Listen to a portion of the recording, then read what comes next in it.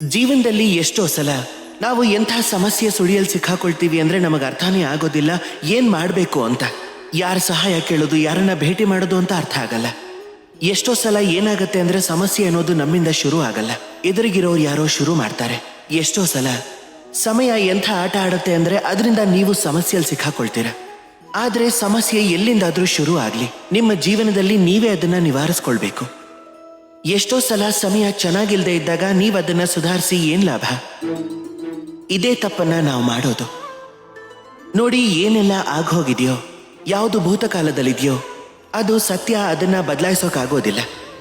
ಆದ್ರೆ ವಾಸ್ತವದ ಸತ್ಯ ಏನು ಅಂದ್ರೆ ಇನ್ ಮುಂದಿನ ದಾರಿ ಕೂಡ ಅದು ನಿಮ್ಮ ಕೈಯಲ್ಲೇ ಇರತ್ತೆ.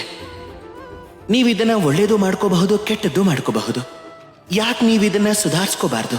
ಯಾಕೆ ಅಂದ್ರೆ ಮನುಷ್ಯ ಅವನು ತನ್ನ ಭೂತಕಾಲವನ್ನ ತೀರ್ಮಾನ ಮಾಡ್ಕೊಳಕ್ಕಾಗಲ್ಲ, ಆದ್ರೆ ವರ್ತಮಾನವನ್ನ ತೀರ್ಮಾನಿಸ್ಕೋಬಹುದು. ಇದೇ ವರ್ತಮಾನ ಮುಂದೆ ಹೋಗ್ತಾ ಹೋಗ್ತಾ ಭೂತಕಾಲ ಆಗತ್ತೆ, ಅದನ್ನ ನೀವು ಸುಧಾರಿಸ್ಕೋಬಹುದು. ಅದರಿಂದ ನೀವು ಇದನ್ನೇ ಮಾಡಿ, ನಿರಂತರ ಪ್ರಯತ್ನ ಮಾಡಿ, ಸಕಾರಾತ್ಮಕತೆಯಿಂದಿರಿ, ನಿಮ್ಮ ಬುದ್ಧಿಯನ್ನ ಉಪಯೋಗಿಸ್ಕೊಳ್ಳಿ, ನಿಮ್ಮ ಧೈರ್ಯವನ್ನ ಉಪಯೋಗಿಸ್ಕೊಳ್ಳಿ. ಇದರಿಂದ ಮುಂಬರೋ ಸಮಯ ಇದನ್ನ ನೀವು ಸುಧಾರಿಸ್ಕೋಬಹುದು. ನಿಮ್ಮ ಅಂತ್ಯದವರೆಗಿನ ಈ ಯಾತ್ರೆ ಅದನ್ನು ಸುಖಮಯವಾಗಿಸ್ಕೊಳ್ಬಹುದು. ಆದ್ರಿಂದ ಇದನ್ನೇ ಮಾಡಿ. ಹಾಗೆ ನನ್ನ ಜೊತೆ ಪ್ರೀತಿಯಿಂದ ಹೇಳಿ, ರಾಧೇ.